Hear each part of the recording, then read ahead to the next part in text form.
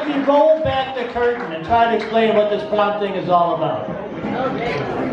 It started when a bunch of guys, probably more than a few incels, decided to form an organization, the Irish American Club. That allowed us access to the special dining room. We could invite in speakers, and we could bring in cases of beer. Our first meeting, everybody wore togas. Later that year, we decided to throw ourselves a graduation party. You call it a prom, and voila, like magic, women appear. I mean, that's always been the secret to the prom, is all about the women.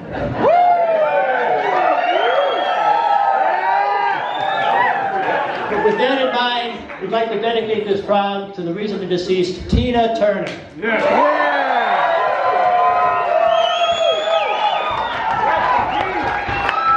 Tonight, we're lucky to have in our audience the chairman of the First People's Prom, Mr. Russell Sherman. If you've heard me talk about my friend, the big fisherman from Gloucester, Mass., well, this be he. Also here tonight, my co-chairman from the first prom and his lovely bride. And if you're old enough and have a good memory, you might remember. And if you have a really good memory, you recall that Gordon Cross, more than any other single individual, is responsible for the upgrade of the Montgomery water system and the creation of the Recreation Center.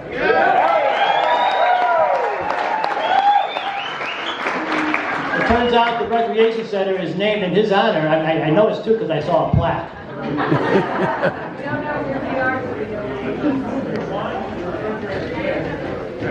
And getting back to our narrative, a few years after college, a few of us decided to go into business together, and we opened up Kilgore Strauss Saloon right down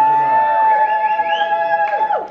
And then, under the excellent tutelage of El Supremo, Tom Bussing, we reorganized the prom as Blue Hawaii. And we held it at the saloon for probably half a dozen years, and it's been in this building since 1981. Wow.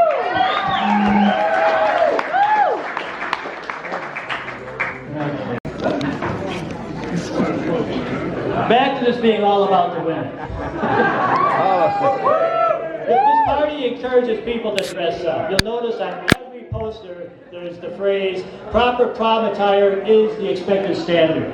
Well, this turns out to be something that Bobby Anderson sort of plagiarized and bastardized from some old magazine. I mean, Bobby's been a big help through the years. He's done posters for us, done this backdrop, including this magnificent piece of art.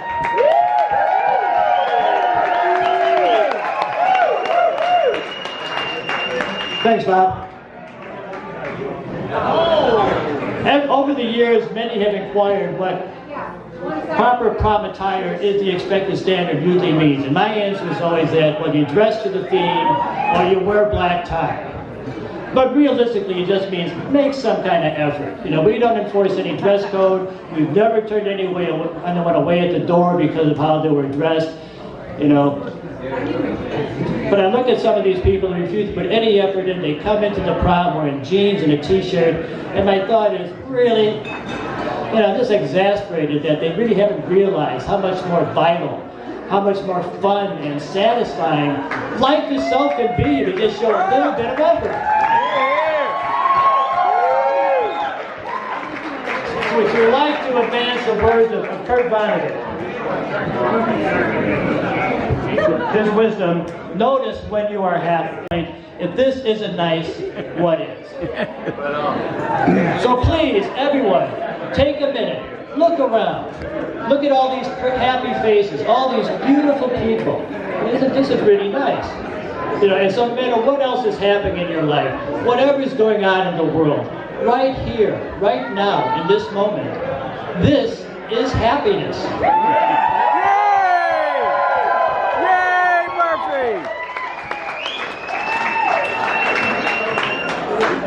So let's move down the checklist on things that I've got to cover before I can get out of here. Through the years, there's always been a discussion over the choice of the prom king and queen. Not wishing to offend those who may have prevailed in the past, but I hereby freely admit that this was just often arbitrary. Not only that, but it was done in a spirit of ironic detachment. Basically meaning that all along it was just a joke. You know, and the award itself is a pretty humble accolade when you get right down to it. If you know anything about the Irish American Club, or the Irish in general, or me in particular, you know that no one holds the monarchy in lower esteem than the Irish. Rather, we recall the words of Dennis Diderot: "Mankind shall not be free until the last king is strangled with the entrails of the last priest." Pardon my French. That's sort of true for any Irish-American association. But I really appreciate the fact that people do go out of the way to dress up, to look snappy, and really, and thank you all for doing that. And for those who do not want to live out the rest of their lives never having been a prom king or queen, please pay attention right now and accept this benediction as I resurrect the monarchy and the priesthood. Domini, Domini, Domini, you're all kings and queens.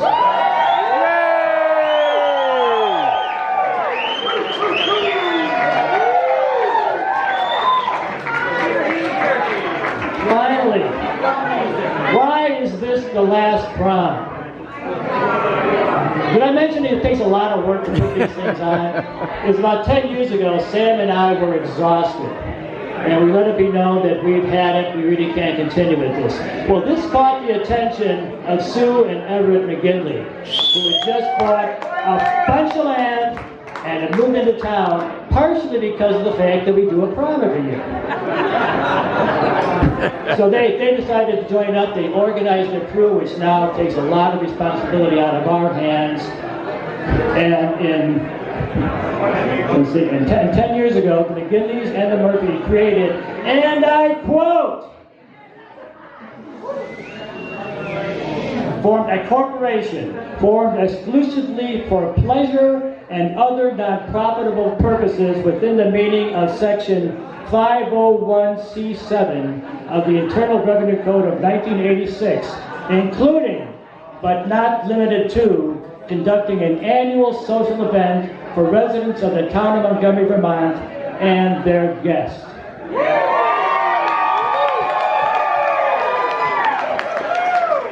We resolved to make it to the 50th prom. So here we are. Following this prom, the corporation will be dissolved, and any remaining assets will be distributed to various community organizations. This is planned obsolescence at its best. We're just trying to bow out with some dignity still intact. Tonight is Saturday night. SNL, Saturday Night Live, take a hint. Now, I've already heard some whining. What would we do without a yearly prom? In particular, that somewhat whining would be Dick Lowe, the godfather of the people's prom. More than anyone, his enthusiasm and financial support has kept this tradition going, particularly through some tough times in the 80s and 90s. Thanks, Dick.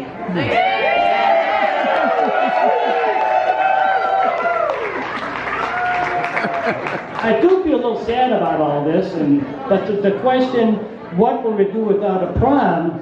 I can only say, hey, anybody can throw a party.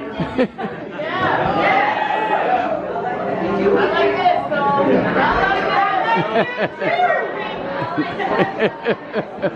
It turns out the town is quite generous in letting people use this building, which, according to the words of Tyrone Shaw, has the best dance floor in Franklin County.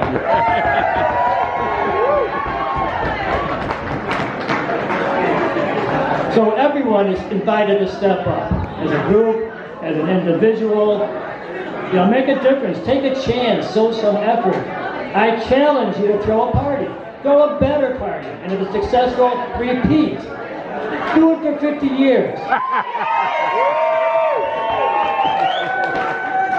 If you're going to do anything for 50 years, you better start when you're young. Meanwhile, the Irish American Club and Kilgore's Trout Saloon will fade into history and legend. Thank you. It's been quite a ride.